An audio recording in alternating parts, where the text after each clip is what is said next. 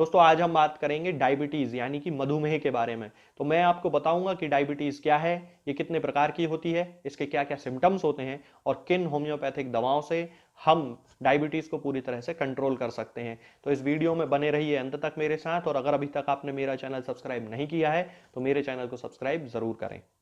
दोस्तों आज के भागदौड़ भरे जीवन में जिस बीमारी के कारण हमारे शरीर को सबसे ज्यादा खतरा है वो है डायबिटीज यानी कि मधुमेह। बहुत सारे लोग मधुमेह यानी कि डायबिटीज को धीमी मौत भी कहते हैं, और इसका कारण यह है कि जिन लोगों में डायबिटीज डेवलप हो जाती है उनके पूरे शरीर में धीरे धीरे ये फैलने लगती है और बहुत सारे ऑर्गन्स को डैमेज करके बहुत सारी नई नई बीमारियां उनके शरीर में प्रोड्यूस करने लगती है। जैसे कि ये किडनी को खराब करती है, लीवर को खराब कर देती है, हमारी आंखों को खराब कर देती है, पैरों में खराबी आने लगती है जिसके कारण पैरों में दर्द होने लगता है, आंखों में डायबिटिक रेटिनोपैथी डेवलप होने लगती है।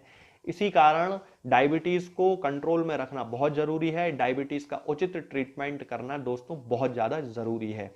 तो दोस्तों डायबिटीज आखिर है क्या? हमारी बॉडी में पैंक्रियास से एक इंसुलिन हार्मोन सीक्रेट होता है जो हमारी बॉडी में ग्लूकोज का मेटाबॉलिज्म करता है, यानी कि ग्लूकोज का डाइजेशन करता है, और उसके कारण हमें एनर्जी मिलती है। जब भी कभी हमारी बॉडी में ऐसा होता है कि इंसुलिन का सीक्रेशन या तो होता नहीं है या फिर पूरी तरह से वो ग्लूकोज को डाइजेस्ट नहीं कर पाता है, तब उस कंडीशन में हमारी ब्लड में शुगर का लेवल जो है यानी कि ग्लूकोज का जो लेवल है वो बढ़ने लगता है, और उस कंडीशन को डायबिटीज कहा जाता है। सामान्यतः दोस्तों डायबिटीज जो होती है वो चार प्रकार की होती है: type 1 diabetes, type 2 diabetes, gestational diabetes और अदर स्पेसिफिक कॉजेज के कारण होने वाली डायबिटीज।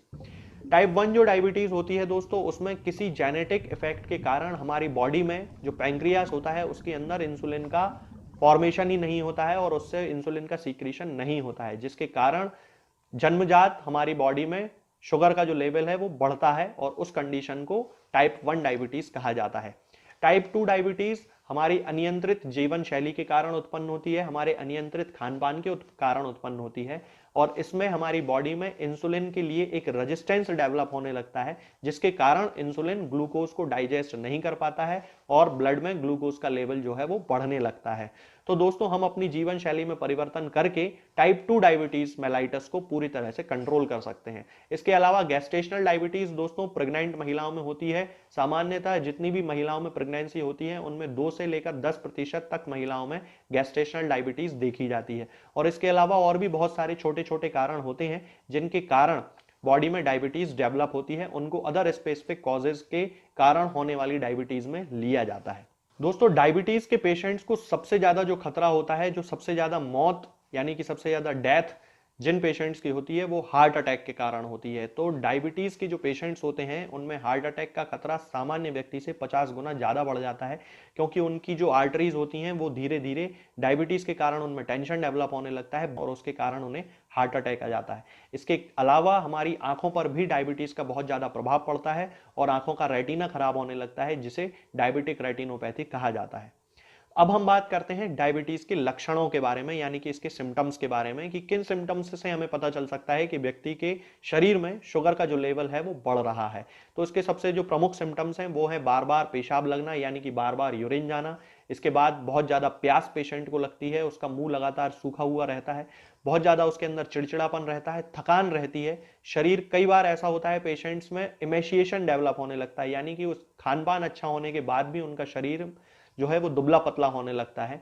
इसके अलावा बहुत सारे लोगों में नींद ना आना, आंखों की रोशनी कम होते चले जाना, किसी भी जख्म का देर से भरना, और उनके शरीर में छोटे छोटे फोड़े फुंसियां होते रहना, और हाथों में पैरों में और गुप्तांगों में खुजली वाले जख्म हो जाना, ये सारे डायबिटीज के सिम्टम्स होते हैं। चलिए दोस्तों अब मैं आपको बताता हूं कि हम टाइप 2 डायबिटीज को कंट्रोल करने के लिए किन होम्योपैथिक दवाओं का इस्तेमाल कर सकते हैं। दोस्तों होम्योपैथिक दवाइयों का टाइप 2 डायबिटीज के केसेस में बहुत अच्छा रोल देखा जाता है और शुगर के लेवल्स को कंट्रोल करने में बहुत आसानी होती है। तो इसमें सबसे पहली जो मेडिसिन आती है दोस्तों वो है सिफेलेंड्रा इंडिका। ये एक बहुत अच्छी मेडिसिन है दोस्तों, हमें इसका मदर टिंचर यूज करना है, और इसके मदर टिंचर की 15-15 बूंद दिन में 3 बार आधे कप या 1 कप पानी में मिलाकर पेशेंट्स को देना है। इसके जो पेशेंट्स होते हैं उनमें डायबिटीज के सारे सिम्टम्स देखने को मिलते हैं, जैसे कि बार बार बाथरूम जाना, बार बार यूरिन की इच्छा होना, प्यास बहुत ज्यादा लगना, चक्कर आना और घबराहट होना। इसके बाद अगली मेडिसिन आती है दोस्तों साइजीजियम जम्बोलेनम। ब्रिटिश मेडिकल जर्नल में एक रिसर्च प्रकाशित हुआ कुछ समय पहले, उसमें यह बताया गया है कि साइजीजियम जम्बोलेनम का जो लोग यूज करते हैं डायबिटीज के केसेस में, उनका ब्लड शुगर लेवल बहुत हद तक कंट्रोल में रहता है। हमें इसका मदर टिंचर यूज करना है। इसके मदर टिंचर की 15 बूंद दिन में 3 बार आधे कप या 1 कप पानी में मिलाकर पेशेंट्स को देना चाहिए। इसके बाद तीसरी मेडिसिन आती है दोस्तों एब्रोमा अगोस्टा। एब्रोमा अगस्टा का भी मदर टिंचर हमें यूज करना है और इसकी 15-15 बूंद दिन में 3 बार आधे कप या 1 कप पानी में मिलाकर पेशेंट्स को देना चाहिए। इसके जो पेशेंट्स होते हैं उनके मुंह में बहुत ज्यादा कड़वापन रहता है, मुंह बार बार सूखता है, उन्हें प्यास बहुत ज्यादा लगती है और बार बार उन्हें बाथरूम के लिए जाना पड़ता है, उनके यूरिन की स्पेसिफिक ग्रेविटी बढ़ जाती है। तब उस कंडीशन में हम एब्रोमा एगोस्टा का यूज कर सकते हैं। इसके बाद अगली मेडिसिन आती है दोस्तों जिम्नेमा सिल्वेस्टर। इसके जो पेशेंट्स होते हैं उनमें इमेसिएशन होने लगता है, वजन कम होने लगता है, इरिटेबिलिटी डेवलप होने लगती है, चिड़चिड़ापन आने लगता है। तब उस कंडीशन में हमें जिम्नेमा सिल्वेस्टर का मदर टिंचर 15-15 बूंद दिन में 3 बार आधे कप या 1 कप पानी में मिलाकर पेशेंट्स को देना चाहिए। इसके बाद एक और मदर टिंचर आता है दोस्तों जिसे कहते हैं हेलोनियास डायोएका। इस मदर टिंचर का भी 15-15 बूंद दिन में 3 बार आधे कप या 1 कप पानी में मिलाकर पेशेंट्स को देना चाहिए। इसके पेशेंट्स में यूरिन बार बार जाने के साथ साथ यूरिन में शुगर आने लगती है और एल्ब्यूमिन की मात्रा भी बढ़ जाती है। तब उस कंडीशन में हम उन पेशेंट्स को हेलोनियास का मदर टिंचर दे सकते हैं। इसके बाद अगली मेडिसिन आती है दोस्तों एसिड फॉस। हमें इसे 30 पोटेंसी में यूज करना है। इसकी 2-2 बूंद दिन में 3 बार 1 चम्मच पानी में मिलाकर पेशेंट्स को दे सकते हैं या फिर डायरेक्ट हम टंग पे भी रख सकते हैं।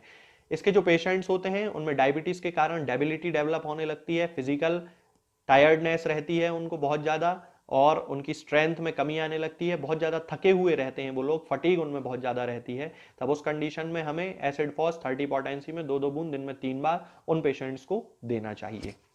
दोस्तों अब मैं आपको बताता हूं एक ऐसा कॉम्बिनेशन जिसका उपयोग करके हम ब्लड में शुगर के लेवल को काफी हद तक कंट्रोल कर सकते हैं और इसमें आपको 3 मदर टिंचर्स लेकर आना है दोस्तों। सबसे पहले साइजीजियम जम्बोलेनम का मदर टिंचर लेकर आना है। उसकी 15-15 बूंद दिन में 3 बार आधे कप या 1 कप पानी में मिलाकर पेशेंट्स को देना है। उसके बाद हमें एक कॉम्बिनेशन तैयार करना है सेफेलेंड्रा इंडिका का और एब्रोमा अगस्टा का। इन दोनों को 30-30 ml की मात्रा एक 60 ml या 70 ml की शीशी में आप उनको इकट्ठा कर लें और उनको अच्छे से शेक कर लें और उसके बाद उसमें से 15-15 बूंद दिन में 3 बार आधे कप या 1 कप पानी में मिलाकर पेशेंट्स को दें। इसके साथ में एसिड फॉस 30 पोटेंसी में 2-2 बूंद दिन में 3 बार पेशेंट्स को देना है। इन चारों मेडिसिन के यूज से हम पेशेंट्स में डायबिटीज के यानी कि ब्लड में शुगर के लेवल को बहुत हद तक कंट्रोल कर सकते हैं और कई मामलों में डायबिटीज यदि शुरुआती अवस्था में है तो उसे पूरी तरह से ठीक भी किया जा सकता है। तो दोस्तों आज के लिए फिलहाल इतना ही। आगे के वीडियोस में हम बात करेंगे कुछ और नई बीमारियों और उनकी होम्योपैथिक दवाओं के बारे में। तब तक के लिए जय हिंद, जय भारत। दोस्तों होम्योपैथिक दवाओं को खाने का सबसे अच्छा